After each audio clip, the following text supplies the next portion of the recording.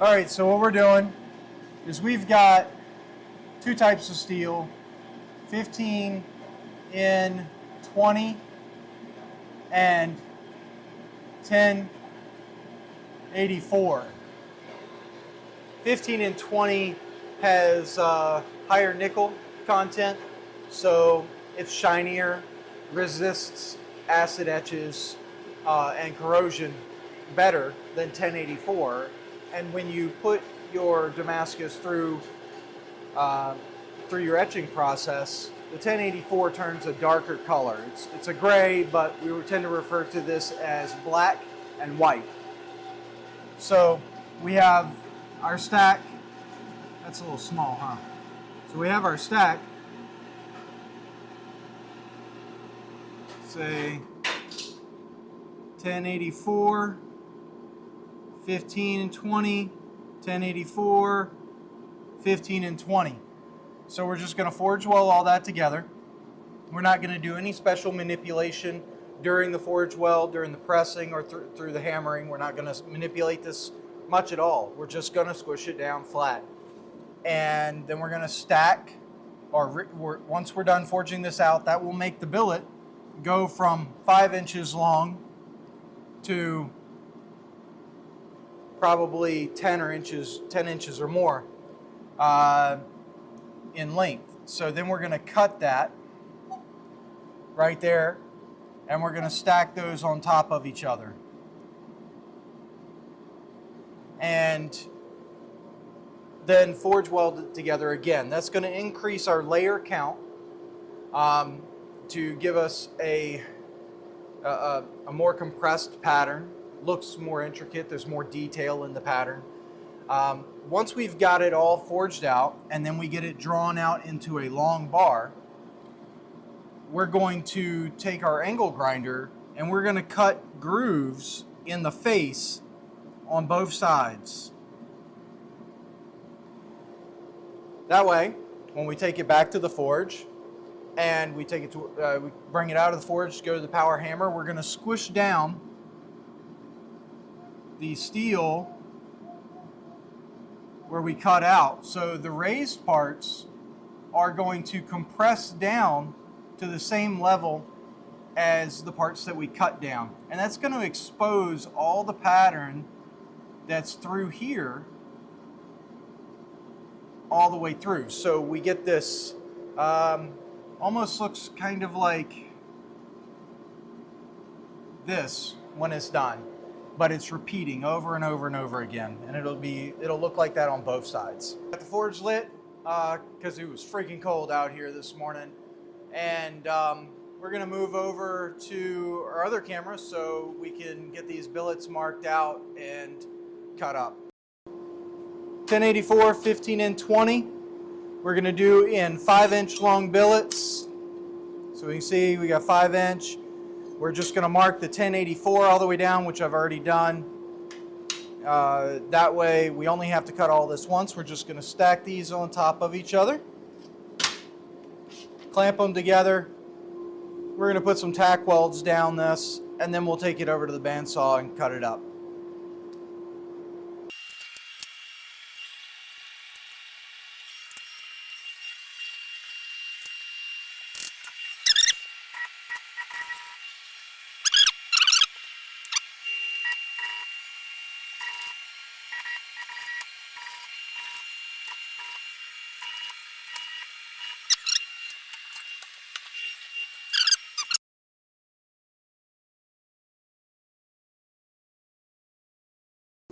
Now we're just going to do alternating stack like I described before.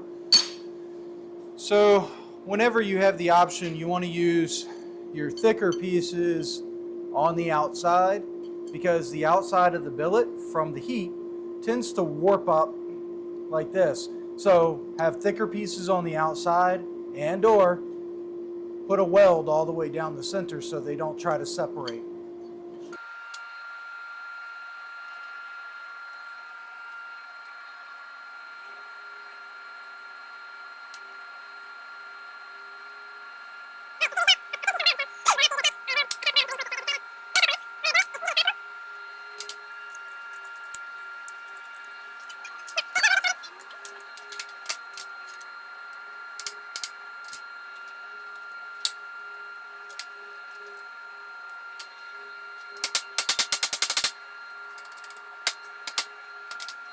Thank you.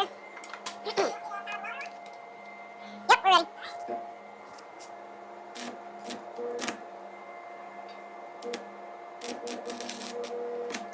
Turn it up one notch. Yep, there you go.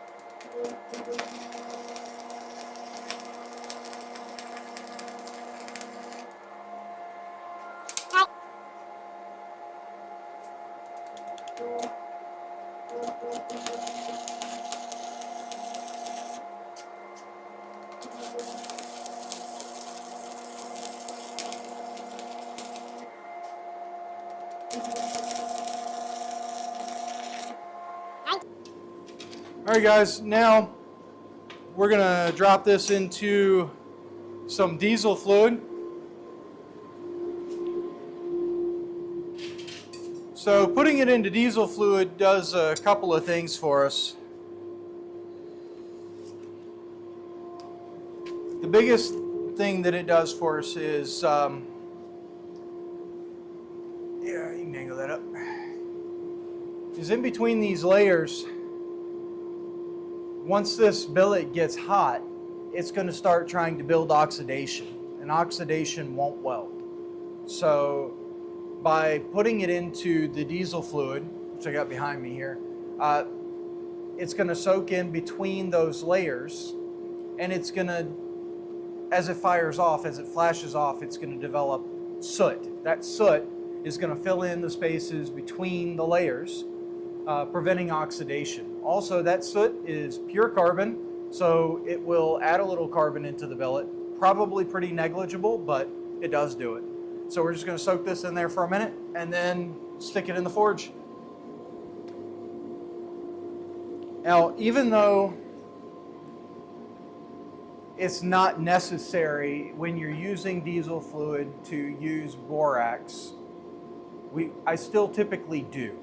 I've had some failures even after using or dipping it in diesel, where some of the layers had still ended up with a little bit of oxidation in there. So once we put it into the forge, we're going to wait for it to get a dull red color, and then we're going to sprinkle just a little bit of borax over the layered edges, and then put it back in and bring it up to forge welding temperature.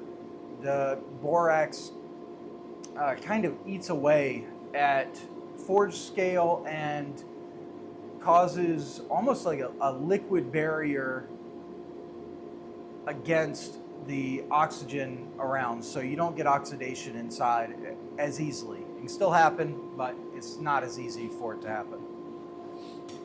Alrighty.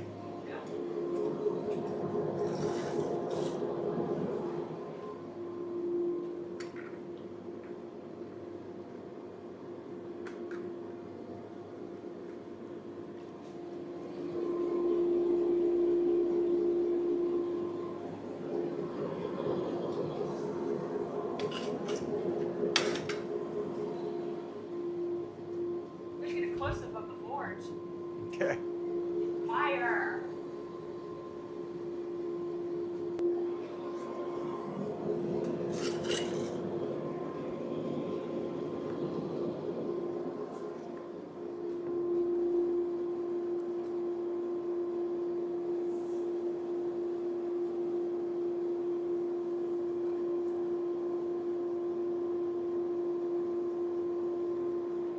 Guys, it really doesn't take very much borax, even if you're not using diesel. Really doesn't. What I'm using is probably even a little more than is necessary. See a lot of guys out there that borax or heavily flux. They're billets, and I get the comfort of doing that and wanting to preserve your work and the money that you've put into the steel, but it really doesn't do you much good to do that, and it actually causes you to lose more steel in the long run because it's going to require you to do more grinding to get all that off. You know, so just a little bit, a sprinkle. You just want to make sure you've got an even light coverage. If you have the temperature right when you apply it, it melts without bubbling, and you can see it. It'll spread across the steel and it'll go down into the cracks, and everything just looks kind of wet. As long as you've got the nice even wet coating, you've got enough borax. Yeah, I think we're ready to set a weld.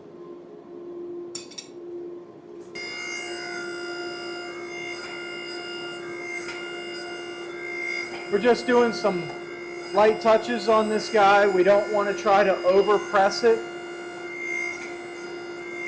Just setting the weld. And then we want to go ahead and get it right back in the forge.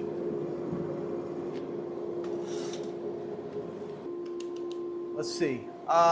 So this power hammer, I want to give a shout out to the guys we bought this from. That's Fiery Creek. I think, let's see, no, Fiery Furnace Forge. They build these things. They have, man, an incredible price delivered. And this is not sponsored or anything, but the cheapest power hammer that you can get, pre-built, ready to go. It gets shipped to your place and you just have to install it. And I really don't have any complaints. It's doesn't have as much finesse as like a pneumatic hydraulic power hammer or something like that. Just the design. That's just the way this design is. Just doesn't have as much finesse. But if you're just getting started out, you need a power hammer to start producing some stuff a little faster. This thing is awesome.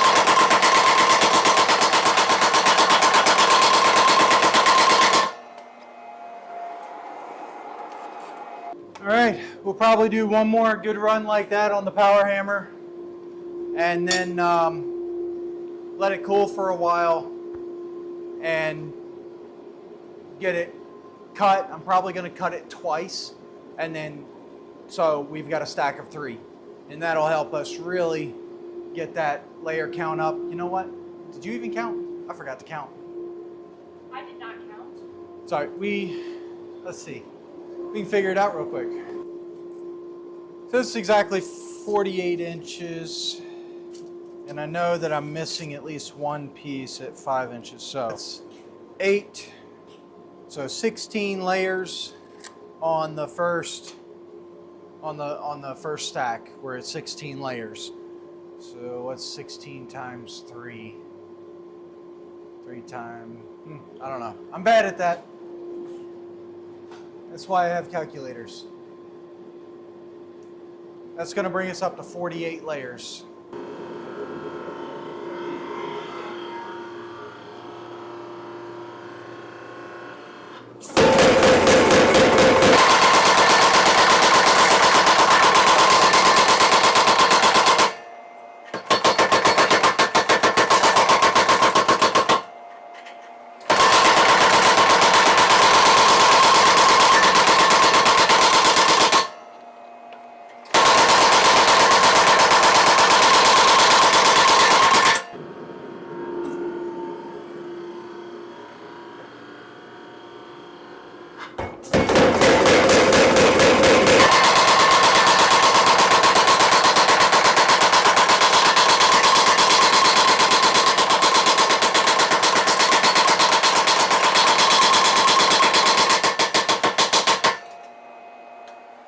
All right, we're gonna move over to this press real quick. We're gonna straighten it up a little bit.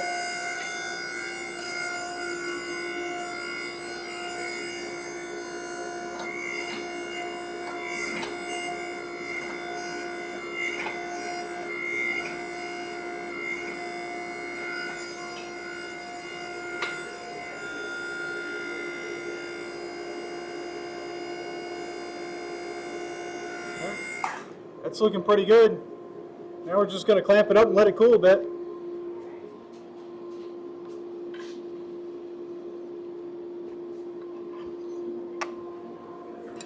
Before we even cut, we got to clean it up and make sure we got clean steel all the way down. So lots of grinding.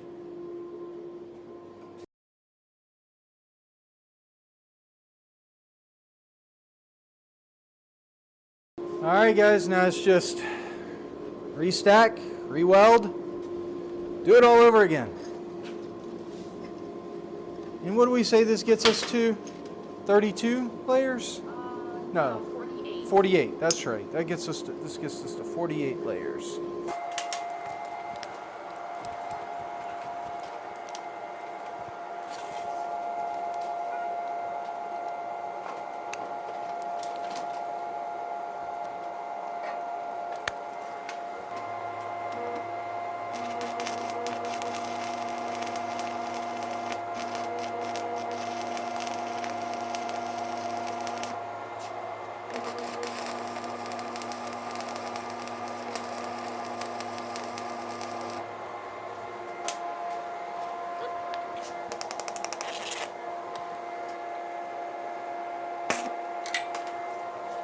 It's time to replace my stinger.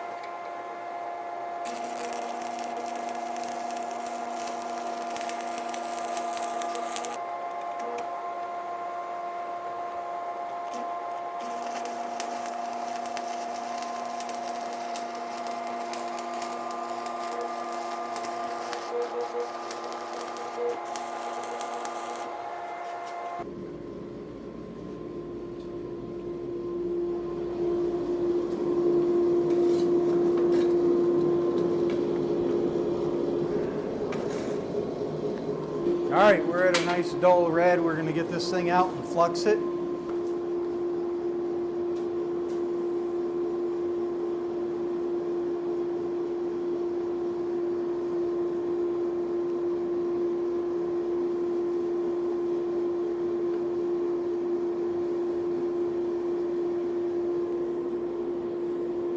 You can see on the camera, it looks like it's snowing in here. Yeah, this stuff puts off a little bit of particulate. All right, back in.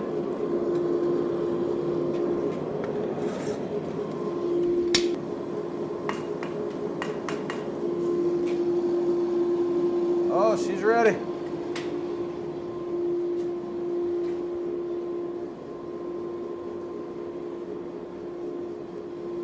Let's get this weld set.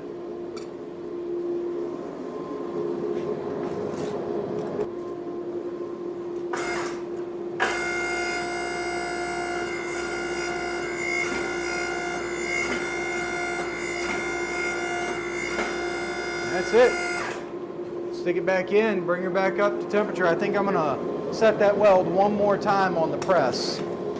Is that, because it had some pretty wide gaps. I could definitely see the flux pushing out from those gaps. So I wanna make sure we've got a really good set on that. So we're gonna let it soak for a minute, go back, do that again before we go to the power hammer.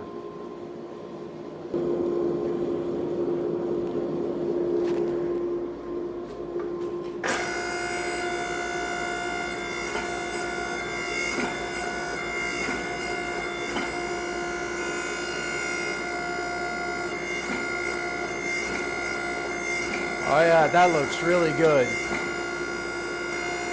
All right, very cool. Now we should just be able to go to the power hammer and get this thing drawn on out.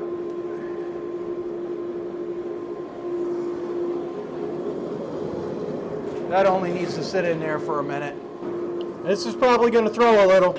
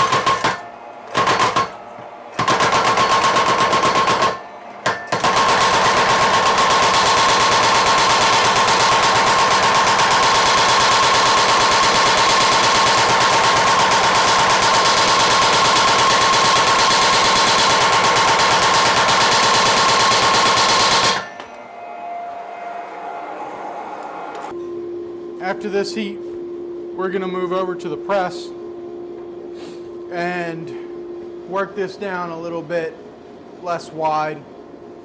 Right now, it's kind of wide for what we're trying to do, and I don't know, kind of wondering, let's see, we're at 48 layers, so that'd be what, 96 if we fold it again? All right, yeah, let me squish it down a bit with the press, and then I think we'll let it cool for a minute and get that chopped in half, do one more restack and weld, and then after that, and we finish drawing it out, we'll go ahead and start cutting in for our ladder pattern.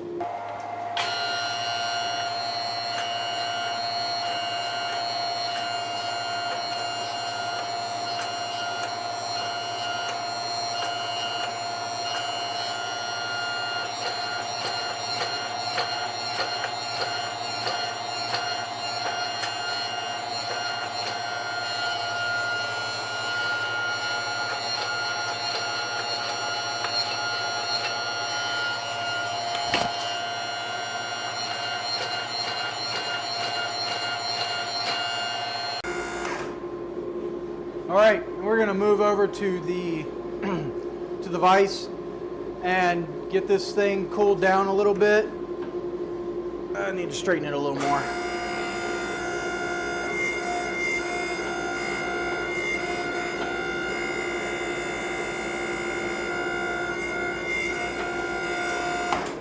Get it cooled down, grind it out again. We're just going to cut it in half and restack, and yeah, then we'll get it welded back together. That'll get us up to 96 layers so that we can go ahead and cut in our ladder pattern.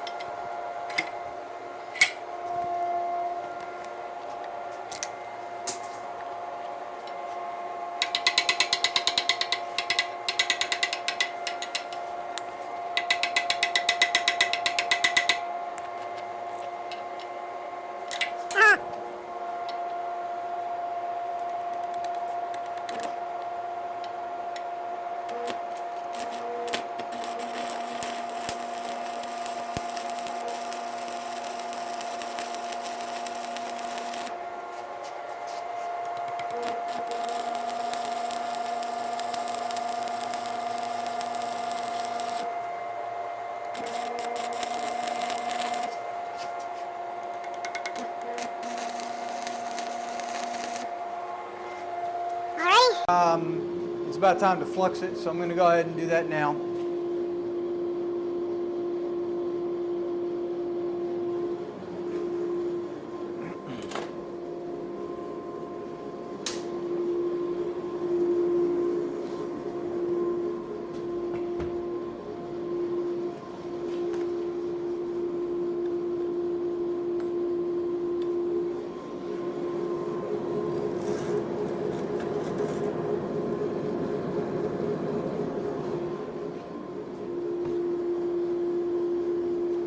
And these gaps are a little wide, so before I stick it back in, I'm gonna put it on the press and close these gaps a little bit.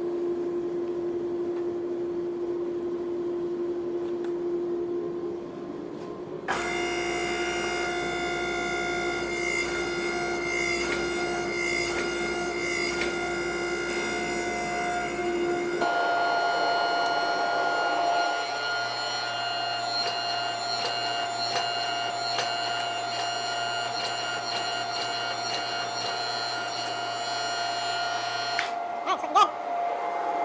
A minute or two inside the forge, and then we can head over to the power hammer.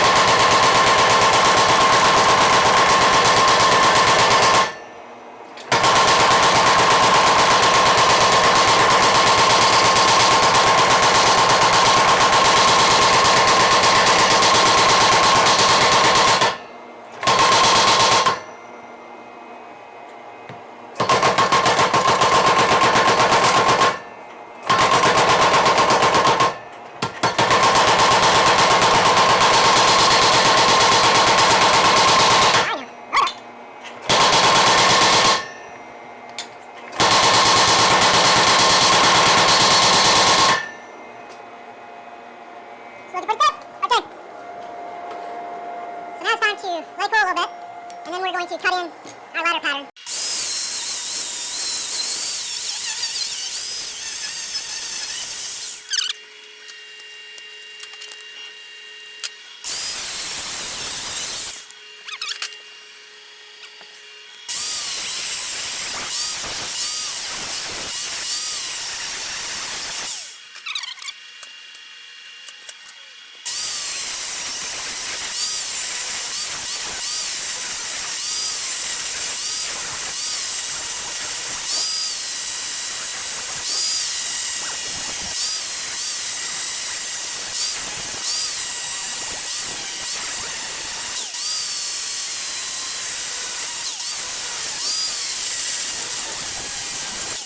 All right, flip it over, do the same thing again.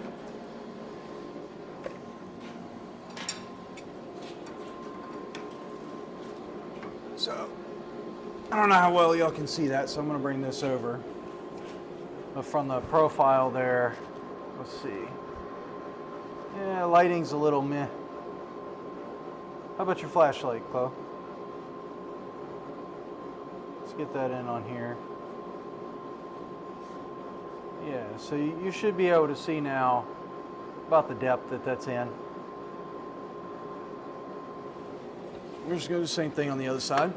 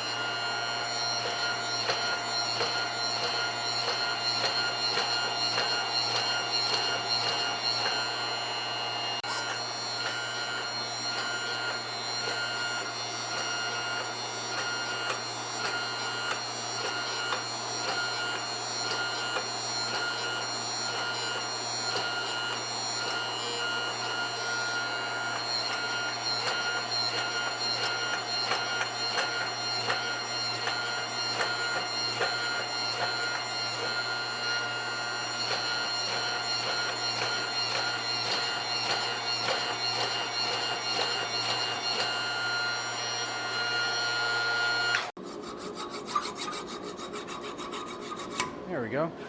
There we get a mark.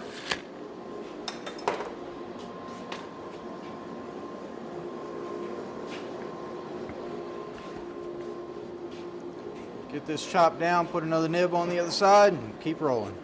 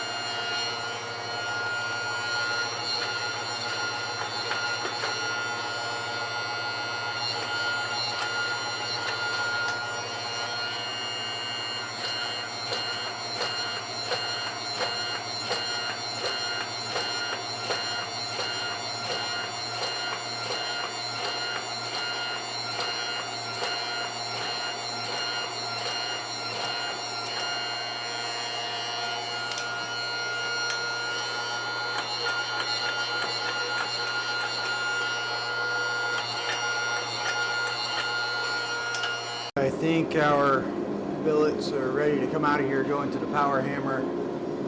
And we've added this little stop block here, which sets the height that we want or the thickness that we want our billet to be. So the power hammer will not go past this. That'll give us a very set, very even thickness billet all the way down. So we're going to draw those out just a bit more.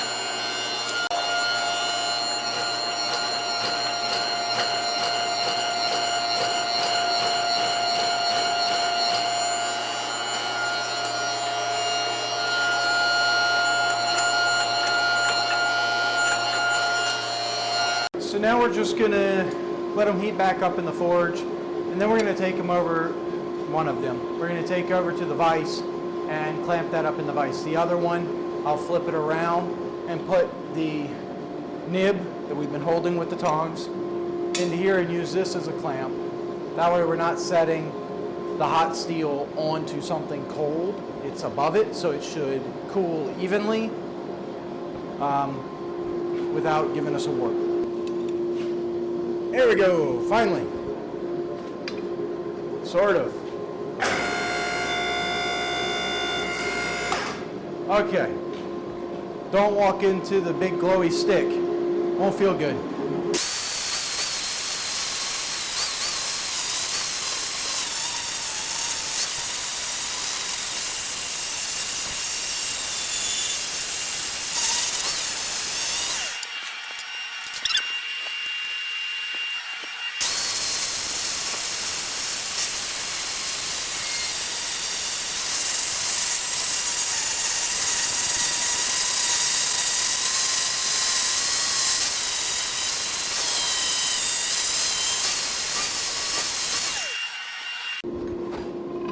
All right, so we got that good and cleaned up. That way we're not killing our belts, and we have a clean surface to put our mark out fluid on.